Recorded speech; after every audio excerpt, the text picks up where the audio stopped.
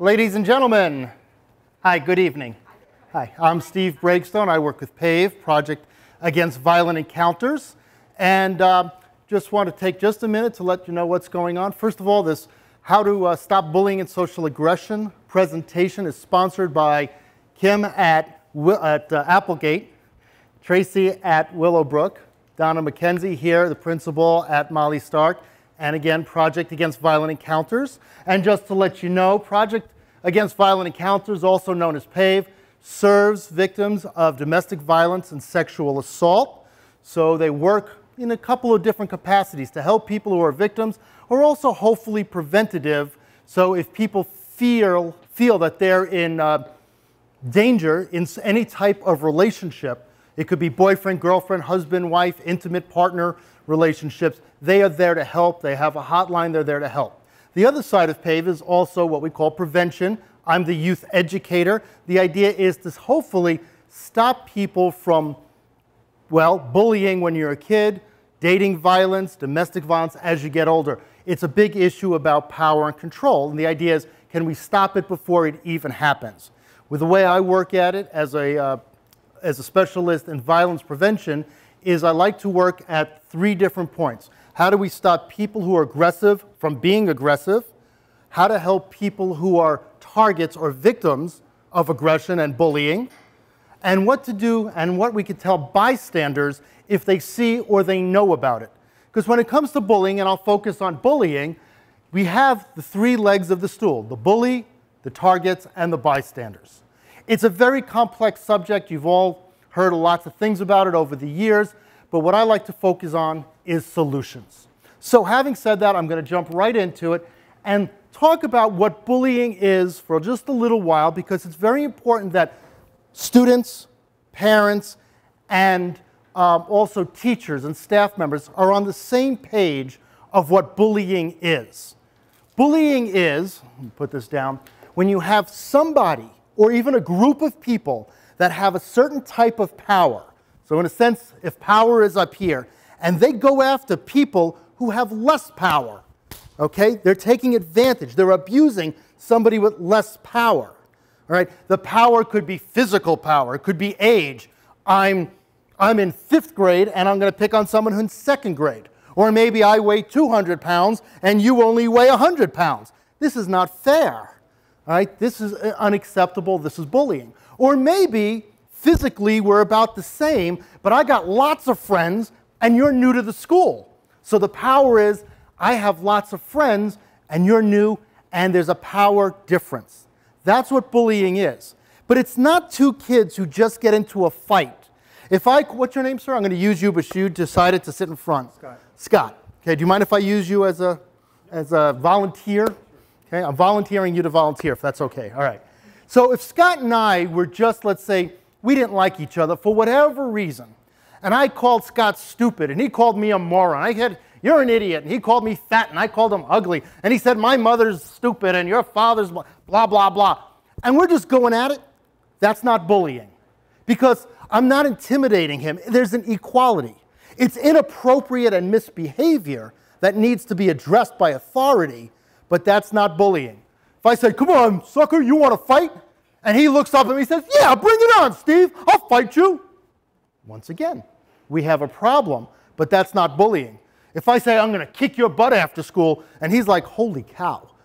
He knows I'm strong. He knows that I know how to fight. Maybe he's never gotten into a fight in his life. I got lots of friends. He doesn't have any. Now he's afraid to come to school. He can't focus on his homework. He's not eating. He's not sleeping. He's having nightmares.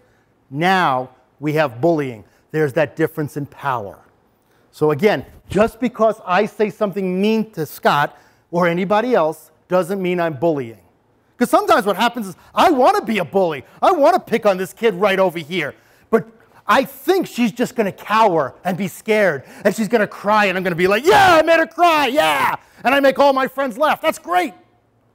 Then I bullied her. But if I say I'm going to make her cry, and she says, Steve, you're an idiot. Shut up. And that wasn't the reaction I was expecting at all. Then I tried to bully her, but it didn't work. And once again, hopefully, if there's somebody in authority, I don't care if it's a parent, a teacher, a principal, a bus driver, hopefully someone's going to address the inappropriate behavior that I've expressed. Okay, now, just so we know, the idea is getting everybody on the same page. Who do these nasty, rude bullies pick on? Generally, I'm going to try to pick on somebody who I think is not going to stand up to me. For instance, it might be someone who's passive or submissive. And when you think about it, it's kind of the quiet kids, the nervous kids, the kids that may not have self-esteem or they don't have a lot of friends. And when they get picked on, they may cry or they may kind of be like a turtle and go in their little shell. Because if I'm a bully, I like power and control. I enjoy that. And if I make somebody cry, I feel good. Or at least I've accomplished my goal. So I'm going to go after someone who I don't think is going to stand up to me. That might be someone who's passive. Maybe they don't have a lot of skills. Maybe they're not very popular. But then there's somebody else that sometimes I like to pick on. And that's called the provocative victim. Every once in a while, I bully this kid over here. Not because he doesn't have good self-esteem, but because he's weird. He does those weird things. Sometimes he's got snot coming out of his nose and he doesn't blow his nose, and everybody knows it, so he's easy to pick on. All right? He does some strange behaviors. He acts weird, and I can make fun of him. And when I make fun of him, it's not like he cowers, but he just gets so, "Oh, stop it already, Steve. Would you cut it out? I hate when you bully me." And I'm like, wow, I now get entertained. I could drive him crazy. I could see him turn red. Maybe he'll cry. Maybe he'll want to fight. And when he fights, he does things like this, like a funny dance. And I'm like, I'm getting all my friends to laugh. Because you have to understand that what I might do is, I don't want to just bully him where nobody sees. If I want to drive him crazy and see him turn red, I'm going to do it in front of my friends, and they're all going to laugh.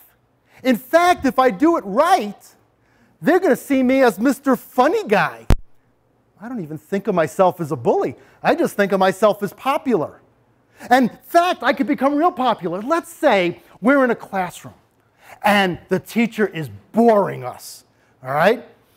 Or I don't even want to listen to the lesson. It's math or history and it's so boring. I don't want to be here. Okay, well, we got a test coming up. I know that if I do little spitballs in the back of Scott's head, or maybe I'm in the back of him, you know, maybe I'm sitting behind him and I just do this, and I just do this, and I just do this on his head. Sooner or later, he's going to turn around and he's going to go, "Stop it, Steve! Cut it out already! Why are you doing that to me?" Now, what's going to happen? I didn't do anything. I was so quiet. I was just playing with his hair. He's the one who's yelling and screaming. So who is the teacher going to address? Scott! Scott, what's going on? Why are you yelling? Why are you screaming? Now we get into it. "Well, Steve's been picking on me." Teacher is trying to figure out what's going on, what happened. I didn't see anything. Before you know it, 20 minutes went by. Didn't have a math lesson. Didn't have to be bored with history. We got entertained by all this bullying. So bullying is very, very complex.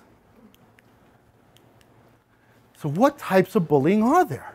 Well, when people hear about bullying, they often think about that type of bully who's the big guy, the knuckle dragger, wants to beat somebody up, okay? "Give me your milk money. I'm going to beat you up after school, okay? I'm going to give you that wedgie and pull your underwear up over your head, okay?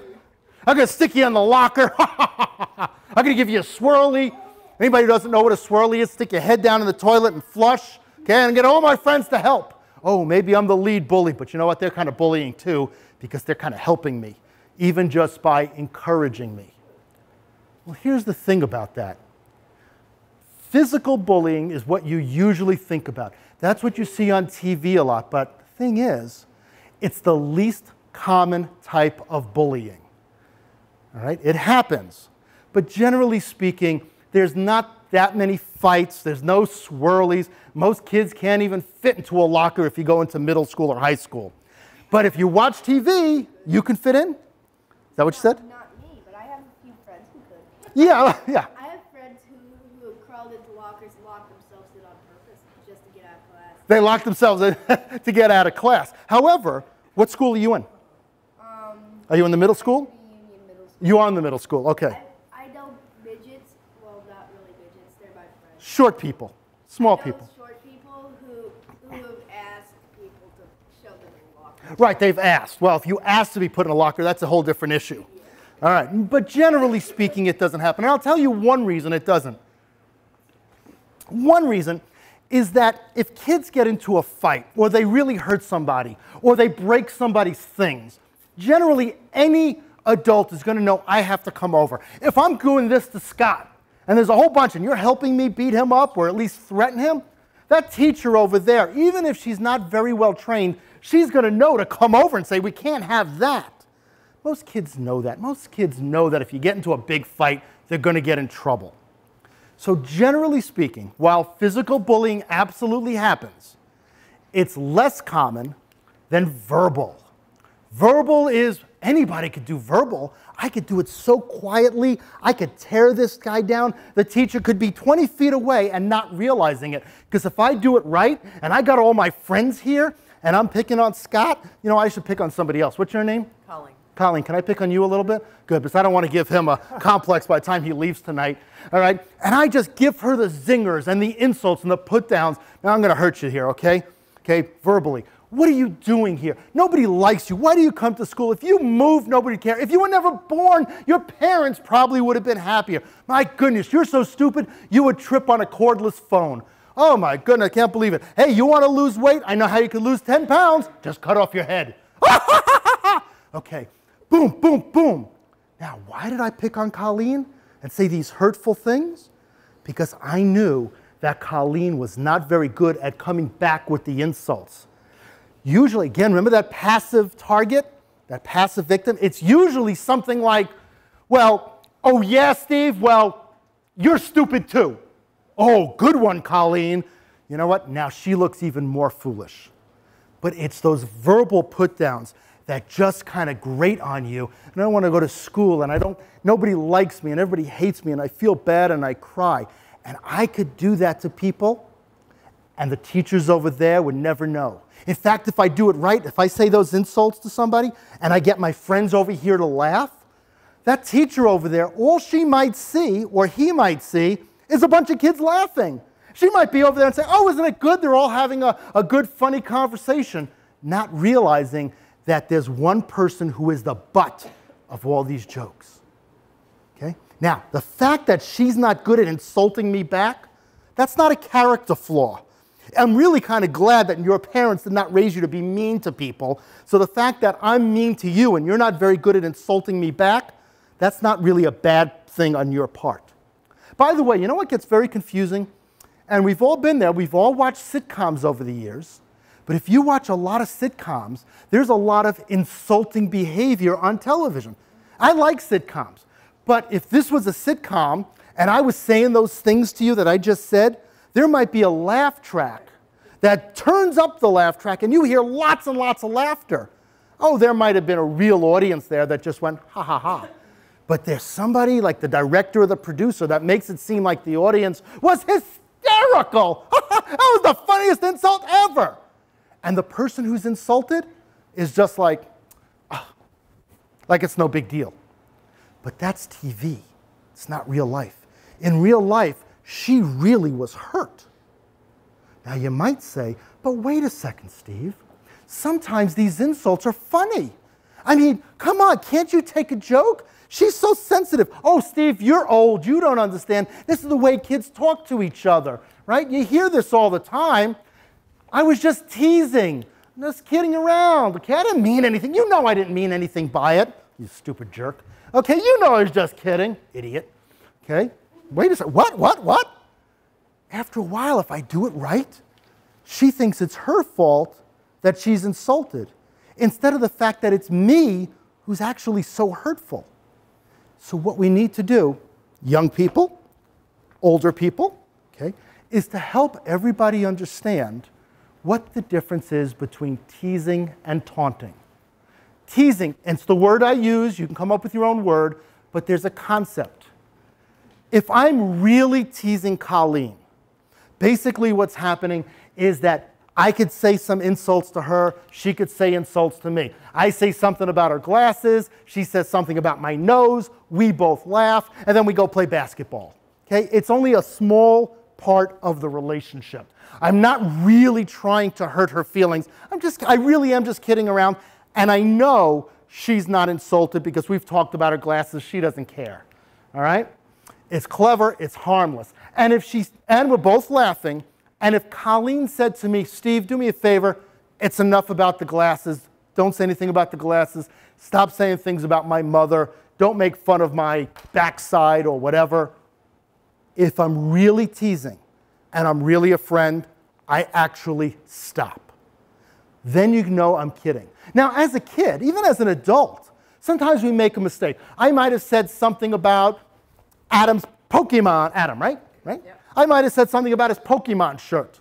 Okay, and I didn't mean to insult you. I was really trying to be funny because I like Adam. I think he's a cool kid.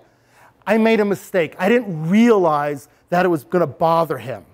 But as soon as I realized that it bothered him, if I'm a cool guy, I stop. Now, the difference is, a different word is taunting. That's where it's hurtful. Sometimes people use the word, instead of taunting, they say, it's not teasing, Steve, it's too much teasing. Too much teasing, taunting, come up with your own word. But the difference is between real teasing is that I wanted to hurt somebody. I wanted to get you upset. I wanted to humiliate you. I wanted to embarrass you. That was my goal. Oh, sure, I might say it in a funny way, like as a joke, getting people to laugh, but I knew that it wasn't just laughter, okay? And by the way, I could tease you, but don't you even think about trying it with me. This is a one-way journey, okay? I tease you, you don't tease me. Once again, it's that power imbalance which makes it bullying, okay? And then, of course, let's say, for instance, I was with a bunch of friends, and we had a sleepover one day, and I don't know, I drank too much soda or something, and I peed the bed. And we're teasing me about it, and I'm like, okay, yeah, I peed the bed, ha, ha, ha. All right, let it go, let it go. And they say, okay, well, let it go. And do me a favor. Don't say anything. When the girls come around, do me a favor. Don't say anything. That's kind of embarrassing. And you say to me, okay, Steve, I won't say a word. But then as soon as those girls come over, oh, I wonder if anybody peed the bed this weekend. Steve? I'm like, man, I told you not to say anything. Because you are taunting me. That's the difference. I was just kidding, Steve. No, I asked you not to do it, and you did it anyway. That's taunting. So when we talk about verbal bullying, what's the difference between kidding around or somebody being too sensitive? One is it's lighthearted and respectful, and sensitive. One is I'm trying to bother you. And that's why verbal bullying is so much more common. Cyberbullying. Cyberman. Basically, it's talking about computers, electronics. It's doing the same thing, basically the verbal type of bullying, except it's in text messages and emails or on Facebook, all right? Maybe I threaten you, I'm going to get you after school, and I send a little text message. By the way, if anybody didn't, including myself, please put your cell phone on vibrate or turn it off. Okay? So that would be the same thing. I'm threatening you, I'm going to kick your butt after school, and I send you a text message. That's the difference. It's a new weapon. Or maybe what I can do is I could use digital photography. I take somebody who happens one day in school, because now everybody's got these little cameras on one phone or another, and maybe I bent over to pick something up. Somebody takes a picture of my backside. Then they take it, maybe, my shirt was out. Maybe you saw a little bit more of my backside than I really meant for you to see, but I was just picking up a pencil. Who doesn't drop a pencil? And then somebody takes that picture, puts it on Facebook, and sends it out to everybody. And I'm humiliated. Talk about that power difference. You got the whole internet. Everybody in the school saw my butt crack, and I didn't want them to. That's a type of bullying. Okay? Now, kids sometimes make a mistake. They think they're trying to be funny. All right, you take Steve's head, you put it, I'm a white guy, maybe you put it on some big black woman in a bikini, and you set it around, and you think it's funny, and right? Now, maybe even I would laugh, because you know what? Nobody's going to really think that's my body.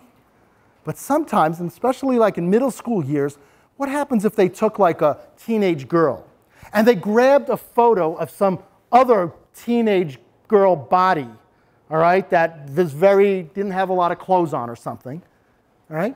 And you put this girl's head on this other body, sends it around, and everybody thinks that this girl actually posed naked for somebody, had pictures taken, and it goes to everybody. Now she's going to go, but that's not my body. That's not my body. But everybody in school is talking about it, whether it's real or not.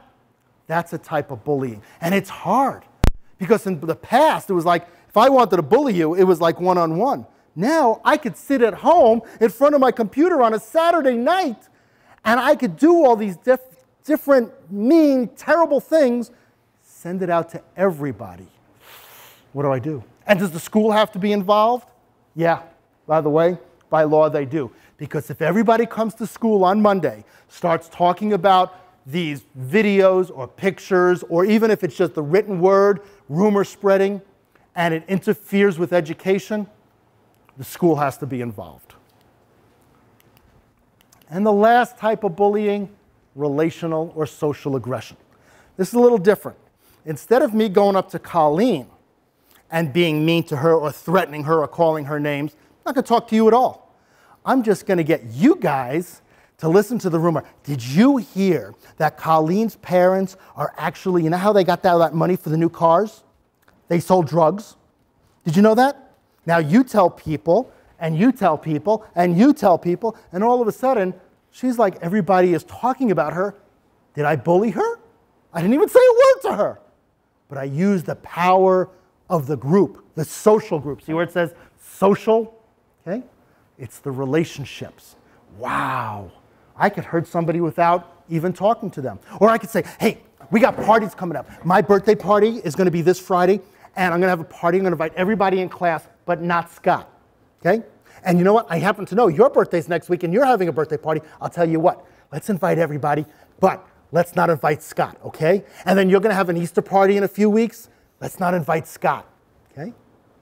That's a type of bullying. Or the silent treatment. Nobody talk to Scott today, okay? If he comes over to you, just turn your head and walk away.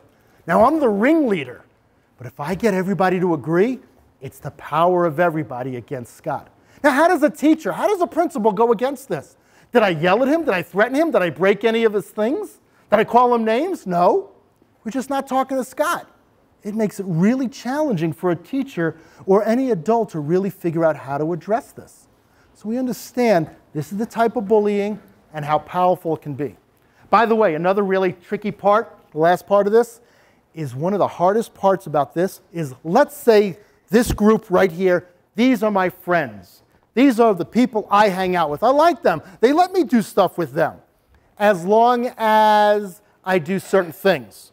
When they make a mess, I have to be the one who cleans up, all right? When it's the summertime and I'm the only person that's got a pool, we're all great friends. Wintertime comes, I close down the pool, we don't hang out with Steve too much. That's a different type. I'm kind of like the dog of the group. That's really unhealthy also. What I need to do is find other friends, but what happens is that I'm always the one. Or Steve, you can hang out with us as long as you're mean to Tracy. I want you to go and break her iPad, okay? Okay, if you want to be part of this group, you'll go do that. That's a type of bullying also. Any questions up to this point? Okay, we'll move on. I'll take a drink first.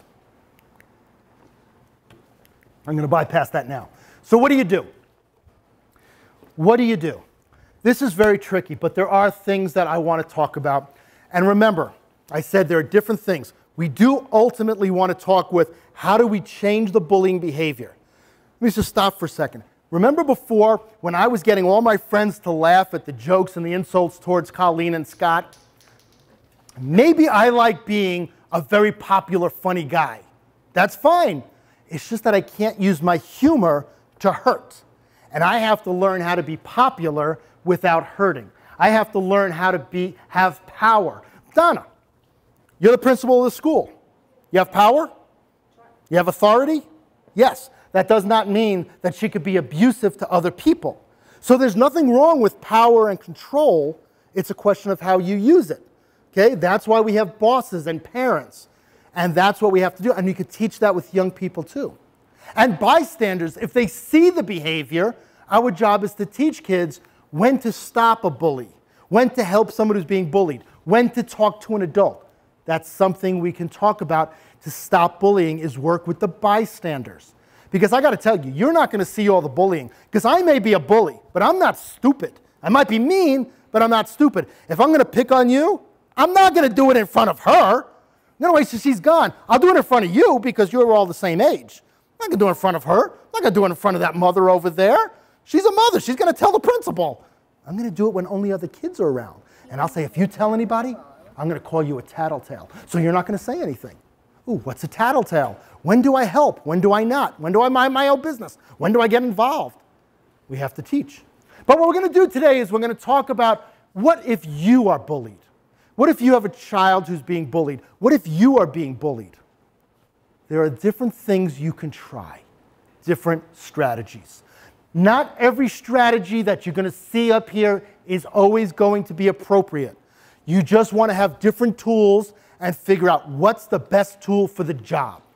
So let's just say, because I said most bullying is not physical, I want to talk about verbal. But, actually, let me go back for a second. I did put this in yellow because I always like to tell people, if you are being physically bullied, somebody is grabbing you. Scott, would you stand up for a second, please? Let's say this guy, here, I'm going to just give you a paper there. Would you hold on to that, please? Let's just say this big bully is grabbing me. It's the least common type of bullying, but it might happen. He grabs me and just grabbed me, all right? Now, I don't want to get beat up. I have a right to protect myself, so what I can do is self-defense. I broke through, I broke his, and I pushed him away, and now I'm going to get out of here. Bye-bye, okay? As opposed to, grab me again, okay? He grabbed me, I step on his foot, I knock him down, go down on a knee, please. Great, I knocked him down. Now, I got power, I got control. Ha, boom, ha, I can throw things on top of you. Ha, boom, ah, boom. Ah. Okay, wait. Now I'm the aggressive person. My point is that, stand up again, you always have a right to protect yourself if you are being physically assaulted.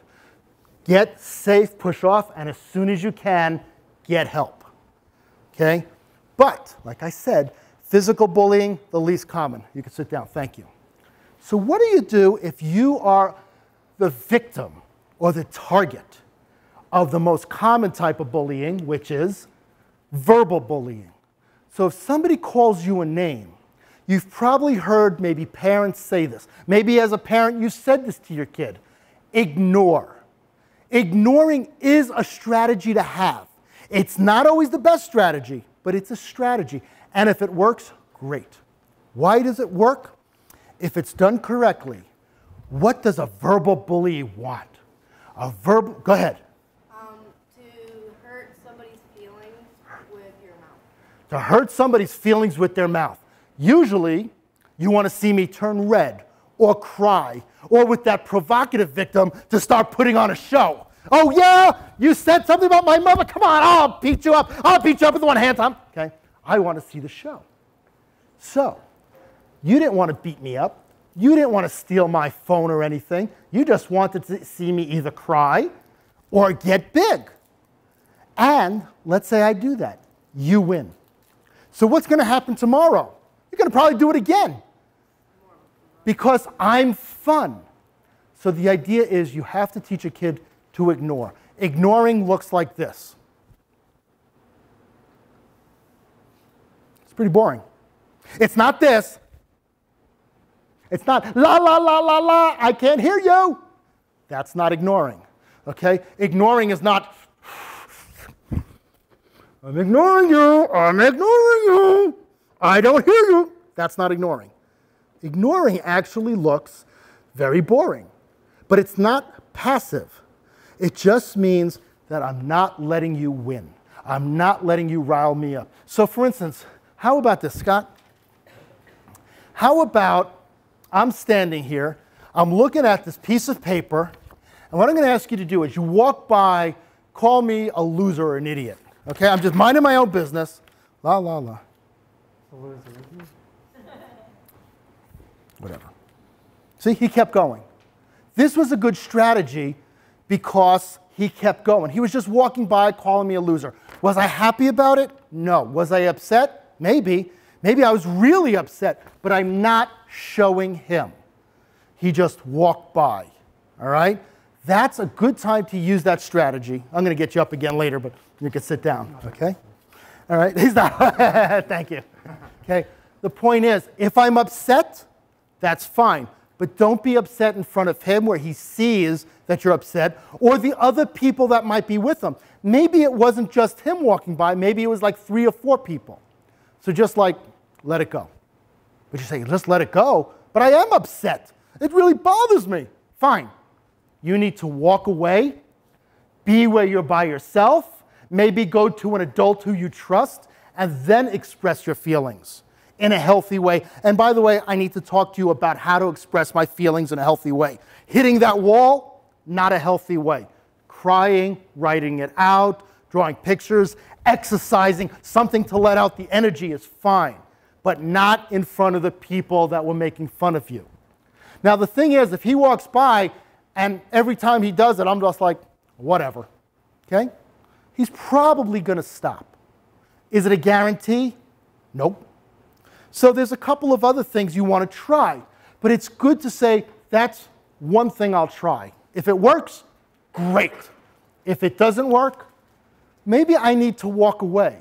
Like what happens, Colleen, why don't you come up here this time? Now, this is very hard. When I have people come in, are you a teacher? I see staff. Okay, you're probably a very nice person. I'm very nice. You're very nice. So what happens is I ask these people to come up and be mean to me, and they're not used to being mean. So you, okay, oh. How about, I can do both. You could do both. How about we change it up a little bit, and what if I'm reading my piece of paper? And by the way, it's possible I might have a friend with me, okay? You can come up to me, for instance. Why don't you, I'm just going to direct you a little bit, call me loser, jerk, moron, idiot, whatever you want. In fact, you could even put your hand in front of my face a little bit, all right? So I'm just talking with my friends, we're looking at something, and action. Loser. Stay here and do that.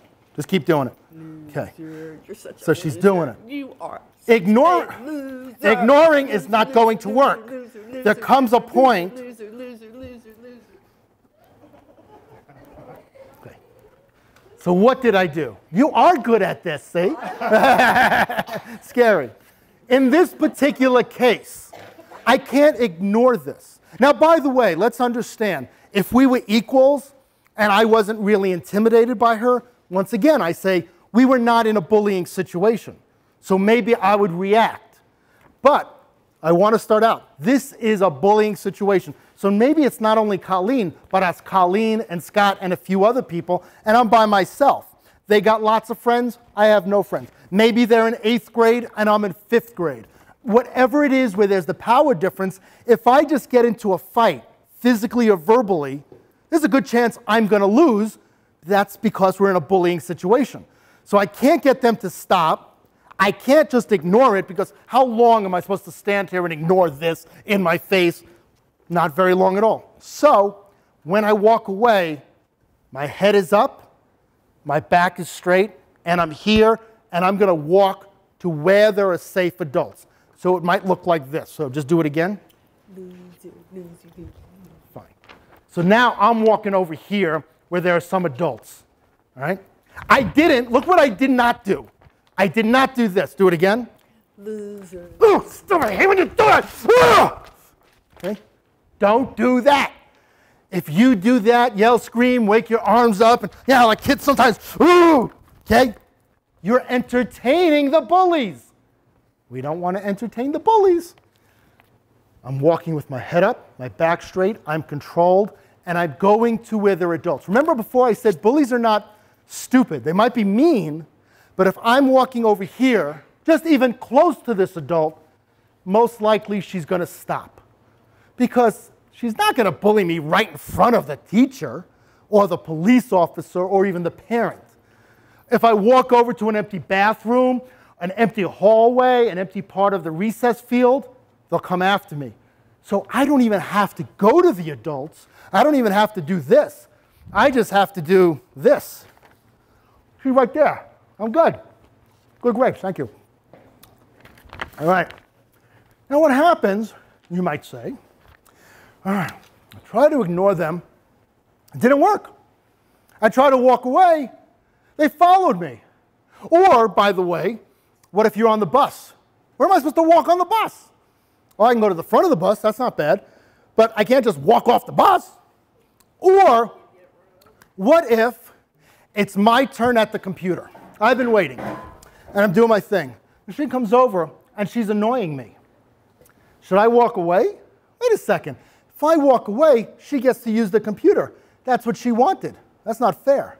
Now, I'm in a bad situation because she's bigger, older, more popular, got more friends, whatever that bullying power difference is. I need a different strategy. Ignoring's not working. I don't want to walk away so fast. How about assertively tell the person to stop? And then, if you can, and if appropriate, you walk away. That's a lot. Assertively tell somebody to stop. We have to teach kids who don't have a lot of power how to use that power. It's a skill. Some of us adults, we just got it. Maybe we had adults in our lives that showed it. Maybe it was a little pixie dust and we just knew how to be strong and powerful. But if not, it's a skill that can be taught. So very often I talk to adults, a lot of adults here, and teachers, and I actually practice with young people themselves this skill. Assertiveness, understand a couple of things. It's being strong without being aggressive. Aggressive is aggressive. Stop it! I'll beat you up. That's aggressive. Assertive is quiet. It's standing still. I'm still being respectful to myself and to you, but I'm powerful. All right? So I want to talk a little bit. And it's standing up for yourself. It's not good if every time you're bullied, you always have to run to an adult. It's good if you need to. Just like me as an adult, if Scott's bothering me and my girlfriend walking down the street, I'm not just going to run off to the police, but if you don't stop, I will. But one of the things I might do first is say, hey, Scott, stop. Leave me alone. Notice what I did here. My body is standing straight up. I'm in control. Okay, so let's look through this. On the inside, I might be very nervous. I might be sweating. My heart might be beating. He's a big guy. He's scaring me, but I can't show that. All right? I have to be calm. What else does it say? Body language. Body is strong and still. All right? I'm not like this. I'm not like this. I'm in control of my face. In other words, I don't look like this. I'm like this. Standing up straight. Head up, back straight. My hands are in front or by my side. They're not in my pocket. Okay? And I look at him. I make that eye contact. It's not a staring contest. It's not like this. Okay? And I'm not giving someone the evil eye. Okay? It's more like, just for a moment, we're going to make some eye contact. It can be very powerful. And I tell kids who have a real hard time looking somebody in the eye, look at the tip of their nose. Look at their eyebrows, just for a moment. Tone of voice. Just like you have to control your body, you have to control your tone of voice. You don't want to yell. You don't want to, like, screech. You don't want to talk so fast that they can't understand you, because that's really fast, so don't talk too fast. You don't want to mumble, but leave me alone. You're whining and everything like that. No. You want to be in control. What's your name? Annette. That's right. We met earlier. So it might be, if Annette's saying things that's bothering me, it might be, would you stand up, Annette, please? It might be this. Remember now, this is kind of a bullying situation. I'm not feeling equal, but I do have to kind of get my inner strength here. And maybe I've practiced this. Just like you practice fire drills. How many fires have you guys had in your schools over the years? 0. My school has had One, maybe. And since you were in kindergarten, how many times have you had a fire drill? Probably once a month for your whole life. Sometimes I've had them more often. Even more often sometimes, just saying, very good. But very few fires, but you've practiced. This is the same thing. I might have to practice with somebody, an adult I trust, to learn how to look somebody in the eye, stand up, and say, Annette, cut it out. And then I turn, like I did before, by the way, when I walked away, turn and walk away if you can. If I was at the computer and she was bothering me at the computer and she was bugging me, I might say, Annette, stop it. It's my turn. Your turn is in 10 minutes. And I turn back to the computer. Okay? Wow, that's a lot. Standing up straight, even though you're nervous and scared, you might be sweating, and just say something like, stop, cut it out, leave me alone. Maybe in social aggression, I said it was my friends, and my friends are trying to get me to do something I don't want to do, like, come on, Steve, if you're cool, you'll smoke this cigarette. Come on, everybody's doing it, it's no big deal. You know, I'm 14 years old. I don't want to smoke cigarettes. It's not right. It's stupid. You want to be part of the group. Maybe I say to my friend, Donna, I'm not smoking the cigarette. Leave me alone, all right? We'll hang out later. I'll talk to you later. I'm not yelling and screaming at her. I'm not calling her a jerk. I'm not preaching. That's bullying. You better stop bullying because that's not allowed. There's a law against that. No. Short and to the point. So we have to teach how to just tell somebody, cut it out. And when you do that, you turn and walk away if you can. Any questions up to this point? Okay? If you're very young, well, if you're the parent of someone who's very young, kindergarten, first grade, second grade, you might tell somebody, like, what's your name, young man? Eric. Eric. Can I use you as a volunteer? Yep. Thank you. If you were picking on me and I was in first or second grade, I might say to you, Eric, stop, leave me alone. And I've walked away. And you're following me. Hey, I did all these things that guy did in the bully proofing class, and you're still following me. Maybe I might say, Eric, stop. If you don't stop, I'm going to tell Mrs. McKenzie. Okay? Now I'll walk away again. A first grader might do that, a second grader, maybe a third grader. You get to about 4th, 5th, 6th, 7th grade, they don't want to say, if you don't stop, I'm going to tell somebody. I got to tell you, as a 50-year-old man, I would. If this guy was bugging me on the street and I try to ignore him, let's say I'm walking down the street with my girlfriend. He says something about her body or something, very rude, very obnoxious, okay? Maybe he's this drunk idiot. I don't know who you are, okay? I try to ignore it. He's following me. I try to keep walking away, just like I said. He's following me. I might say, hey, buddy, cut it out. And I walk away. He's still following me. What's wrong with this guy? I might say to him, hey, look, you either cut it out or I call the police. It's your choice. And I walk away. Now, do you think me? I'm pushing 50. You think I'm going to worry if he's going to call me, oh, look at that 50-year-old tattletale? I don't care what you call me. I really don't care. But to be honest with you, if you're somewhere around 10, 11, 12, 13, 14, 15, you might be uncomfortable being called a tattletale. My point is, this strategy is not bad for very young kids or kids in high school to say, hey, pal, if you don't stop, I'm going to get help. Okay? Sometimes what you have to do, if somebody doesn't stop bothering you, harassing, whatever age you are, you actually have to teach young people to go to an adult. You have to teach them how to feel okay about that. If I go to an adult for help, I'm not a tattletale. It doesn't mean I can't fight my own battles. Remember, the bully is going to call me a tattletale or anything. Why? Because the bully doesn't want me to get help. They want to continue to bully me. So they're going to say anything to stop me from going to the adult. So we have to work with young people to teach them how to go up. And it might look like this. Miss McKenzie, look, Scott's been bothering me and calling me names. I try to ignore. I try to walk away. And he kept following me. He does this every day. I even told him to stop, and then he does it every day. And like, I'm trying to stay out of a fight with him, so maybe you can help me. Sure. I trust her. I feel okay. They say, but Steve, you're getting help from the adult? Well, what am I supposed to do? Just continue to get bullied or harassed? I don't care if you're your age or my age. If I got somebody who's bothering me, it could be my spouse, my wife who's always hurting me, I got to get help from another adult. I can't do it by myself. Maybe I have to go to the police because my neighbor keeps doing things and hurting me or destroying my property. I need to get help. Now notice, this is an adult I trust. Maybe you don't know her very well. Maybe you've gone to her and she never helped you in the past. So I always say, find another adult. Maybe I'll go to this adult over here. I remember Mrs. Stone from when I was a student at Monument. She was really cool. So now I go to her.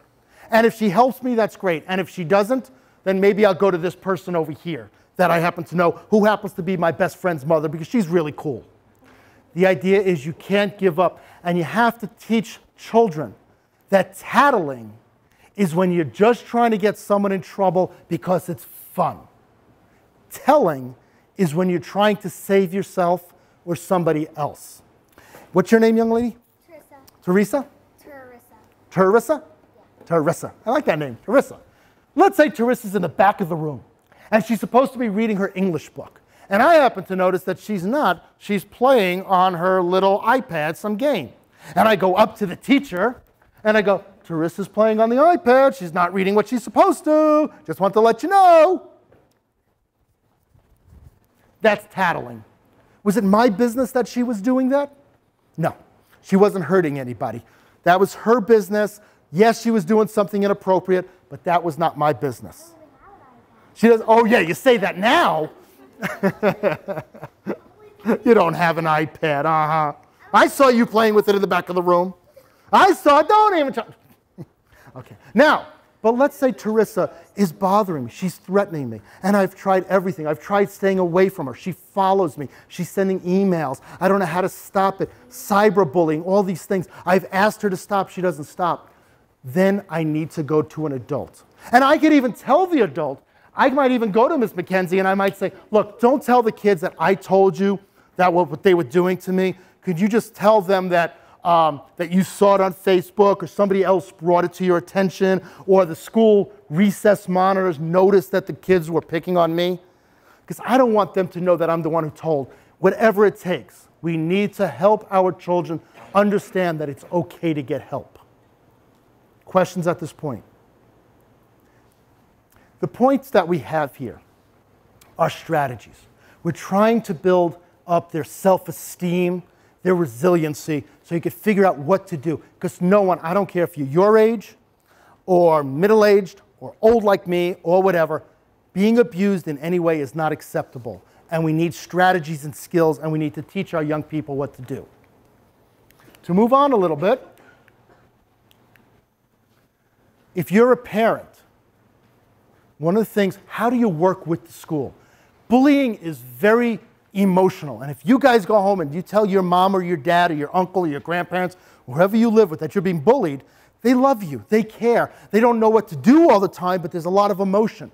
Well, hopefully what's going to happen is that the parents are going to work with the school as a team. So what you want to do is you want to talk to the teacher. Follow the chain of command.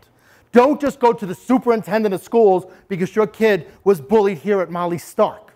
All right? Go talk to the teacher, the appropriate person. If it works, you work on a plan together. If it works, great. If the teacher says, oh, you don't know what you're talking about, the kids are fine, I'm like, no, they're not. And if, which I don't think would happen, but if the teacher was not helping, then you work up and you say, now maybe I'll go talk to the principal of the school or the guidance counselor.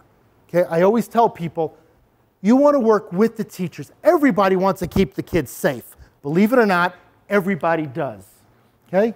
I tell parents, prepare for the meeting. If you were my son and you were telling me that you were having this problem, I would ask you questions. When did it happen? Where did it happen? What time of day? Was it in class? Was it in the lunchroom? Was it out on the field? Who was there? So when I go and I talk to the teacher or the principal, I have the information written down. Be prepared for the meeting. Okay? Work with the teachers and the school on a safety plan, kind of like, what is my kid supposed to do when somebody comes up and bullies them? If they're sending hurtful emails or they're making fun of him in school. In fact, there's 2 of them here. You want to work with the kids. I don't want to come up with a plan and then come to you one day and say, all right, Eric, this is what you're going to do. What I really would rather do is say, we're going to sit down as a family and the teacher and say, all right, here's the problem. We're going to talk about it. The next time this happens, this is what we suggest. And I want to hear from the kid. Do you think this will work for you? How do you feel about it? Is this something you think you could do? If you say yes, let's try it. And I'll let you know. If it doesn't work, we'll come up with a new plan. And by the way, parents, you might hear this plan and you might say, I don't know, I have to think about it a little bit. Maybe it'll take you a day or two. Let it go through your mind, think about it, and then we'll talk in a couple of days to see if it's a plan you like. But when there's bullying going on, somebody's already taking power away from the target. I don't want to come in as the parent or the teacher or the principal and say, this is what you got to do. Now I'm taking more power away from you, and that's not fair. We're going to work as a team. We want to keep you safe. We're going to come up with a plan. And if we come up with a plan, is the child safe? Is the child continuing to be safe? Is the concerns of the child starting to fade? Can the child sleep again? Is the child eating? Is the child comfortable going back to school, being on the bus? If it's working, fantastic. And let's put a time frame on it, okay? In 2 weeks, we're going to meet back. Is it working or not? Do we have to tweak the plan? Because look, I can come up with a plan. It may sound like a great plan. Maybe it's working. Maybe it's not. Maybe it's partially working, and we got to tweak it just a little bit just to fix some of the little problems that we didn't realize were coming up. But we'll get you safe, okay? Physically safe and emotionally safe. We're going to do it, okay? As a team, we're going to do it, okay? Okay. All right. By the way, there are times when parents say, sure, you're talking to me about my kid is being bullied, but what about the kid that's being bullied? Here's this big kid bullying my kid. What are we going to do about this kid? I want to know where he lives. I want to know what the consequences are. He or she is supposed to be punished and all that. Parents have to know that by school law, the school cannot just say, Tracy's the one who did it. She lives with her parents. This is where she lives. This is how we're addressing it. They cannot tell you information about that child. Does that child have a disability? Is that child on a special IEP plan? I want to know. What's on that plan? Can't tell you. You can work with the school focused on your children. They can't give you information about the others, even though you want to know. And it's important to know. It would be against the law. They could just focus on how they can help your child. And they will address the other child or people involved, but they may not be able to share all the information that you want. What not to do? Parents, don't assume that you're the only one that cares about your kids. Believe it or not, teachers and the school system, they care about your kids. Keep that in mind when emotions are running high. All right? Don't make negative assumptions about the staff. In other words, oh, we know that teacher. Oh, you know, she drinks, she goes home. She gets abused by her husband. He gets abused by his wife. They don't care what happens to the kids. Don't talk about that. Keep it positive, keep it professional. There's a lot of emotions, but if we want the kids to be brought up and act maturely and raise them to be mature young men and women, we have to role model that. Now, that may almost seem silly that I put that up there. Unfortunately, my guess is Donna. I think you're the only principal here. I don't know if I have any other principals. Oh, Gail, assistant. You probably have heard where parents come in and say things about other teachers, about other parents.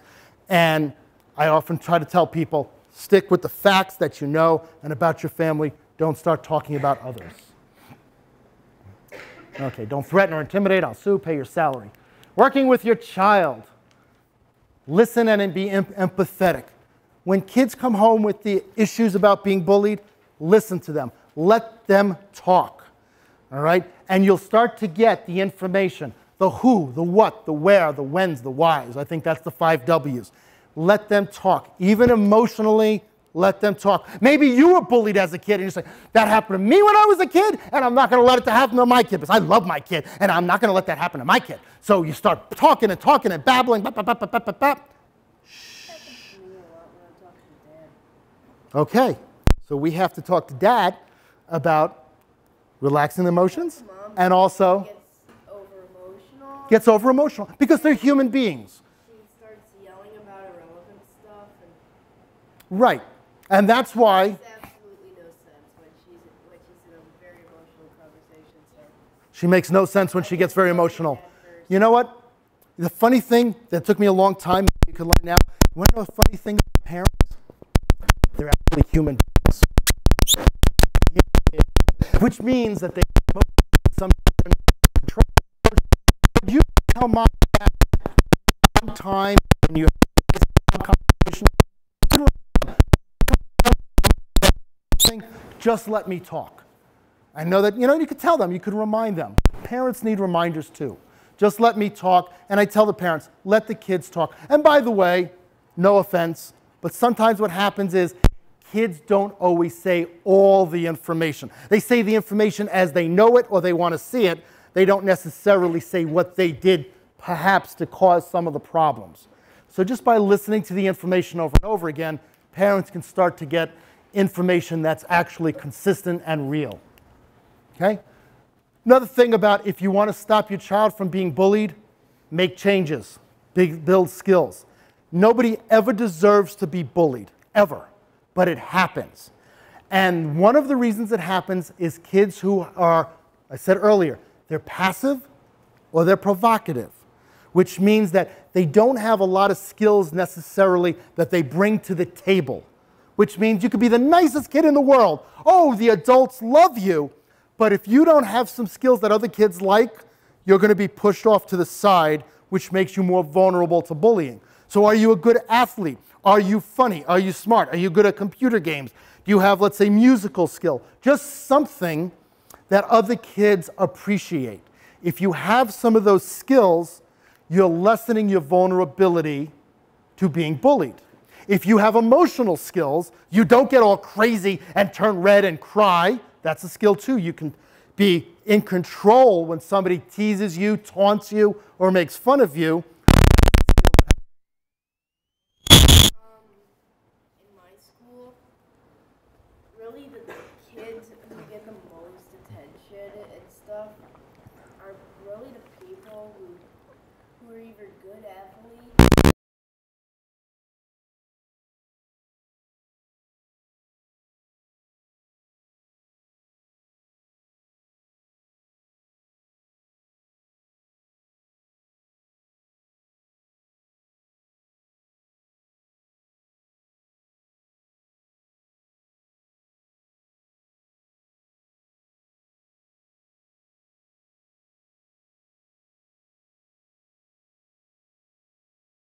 The adults may like it, those skills. Some they don't care, some don't like the skills. Point is, those kids who get picked on the least have skills that other kids like. Hopefully, it's appropriate skills, but not always. The point being is that one way to limit bullying is to build skills in kids. So it could be, I knew a kid, when I was a kid, we used to play a lot of softball. Well, it was part of this group for the summer. It was like a summer camp place.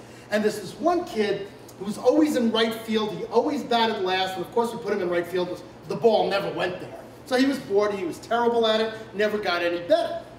So this happened. As I got older, I started thinking, wow, if I had a child who was not a naturally gifted athlete, maybe what I would do, and if that kid was my kid, is like when the other kids weren't around, maybe I would take them to a separate field. I would actually practice, for hours on the weekends. Can you catch the ball? Let's practice catching. Let's practice hitting the ball. Whatever skill that it was. And then in a few weeks, bring him back to the group and say, hey, look what I can do. He would, even though we were never really mean to the kid, he was always that kid on the side. But if all of a sudden he, quote unquote, brought to the table that he can get base hits, that if the ball was hit to him, he can catch it, believe me, his popularity would have been brought up. Now that's just one example of athletics. It doesn't have to be athletics. There's lots of different skills. It could even be video games. It could be card games. It could be playing musical instruments. It could be dancing. Build up the skills. We all need this. Those people have more skills. They're more apt to get better jobs, become more groups as they become 15, 25, or 45. And one way to do that is something that I use right here. This is in the book, Tracy. You'll have that. These are questions, as you can see, 1, 2, 3, 4, 5, 6, 7, 8, 9, 10. Before you start looking out there for more friends or new friends, look inside. If you look in this, it's working with your child, and you can add questions. In my free time, I like to, what does the kid put out? Watch TV. An activity I'd like to do more is ski. When I'm by myself, I like to go for walks and read. And you could see what this is up there. You then look at this as the parent or the guardian of a child and say, what are some common denominators? There's a lot of outdoor things. Outside, hike, climb rocks, play baseball, coach, go for walks, ski. Wow, maybe I could get my kid involved. Maybe I can get them involved in something like this, or even self-defense classes. All right, maybe we don't have the money or we can't drive an hour to go skiing. I can't do that, but can I work on baseball? Can I go for more hikes? Are there groups that go for hikes? Can he join the Boy Scouts? Oh, he joins the Boy Scouts. Well, Girl Scouts, I get more skills. I have more self-confidence. I have more self-esteem. By the way, I also make new friends. Oh, now I'm walking with my head up, my back straight. I'm less vulnerable to being picked on. And by the way, if it's that social aggression where this is my group, but they don't treat me very well, I'm always quote unquote the dog, okay? Well, if my friends don't treat me well, if I don't have a lot of other friends or support systems, here's my choice. I either hang out with you and I'm basically abused or treated poorly, or I hang out by myself and I spend all my time by myself. But if with the help of adults, I have these different groups to go to, my baseball friends, my church friends, my Boy Scout friends, my karate friends, you know what? You're not going to treat me well? No problem. I'll hang out with these kids. These kids treat me great.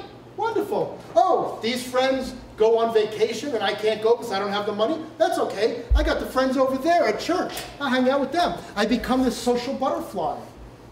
This is how we protect our kids from being bullied. You can't always stop everybody out there from bullying you. Life is full of mean people. Most people are really nice. I've traveled around the country. Most people are nice, caring, empathetic. Most people are nice. But mean people are out there, whether you're 10 years old or 30 years old, all right? But if I could build up some of my own skills and my own self-esteem with the help of loving mentors and teachers and parents, it limits my vulnerability. And that's what we're doing with this strategy.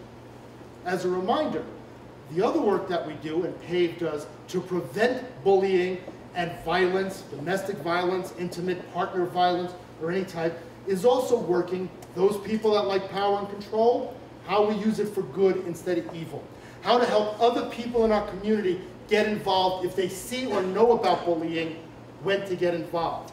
That's different. Today we're talking about how to build up the self-esteem, the resiliency, and the power of those kids who don't feel empowered because they're being picked on. Questions or thoughts? Actually, we just kind of talked about that, so I'm going to leave that go. Questions, thoughts, comments, feelings? I answered every single question. That's good. All right, ladies and gentlemen, is it almost 7:30 or 6:30? What time is it? 6:30. Oh, okay, very good, excellent, okay. So, the idea here is, with PAVE, if there are problems and you're not sure whether it's in your life, there's a hotline for PAVE, 442-2111. Okay? You can always call, get information. All right? If you have questions about your child, you can contact me right here. You can see PAVE Youth Educator at Gmail. I have some YouTube videos. If you go to SM Breakstone, there are a variety of videos that you could use. I'm making some more. I'll be adding some more in the next few months to get more information. The book up there is actually written for adults, teachers, for classrooms, but all the lessons can be adapted for not only older students, all right, but the lessons can also be say, hey, I'm just going to use this to help my child, my individual. It doesn't have to be a classroom. I do have some here, just to let you know, but at Amazon.com or some other places on the web, you can probably get it cheaper than I can get it for you. So, if you don't have any other questions, I'll be here for a little while. We have lots of snacks, actually. And once again, I'd like to thank Donna McKenzie, principal of Molly Stark, Kim Funk, part of Applegate, and Tracy Benjamin, who is with Willowbrook.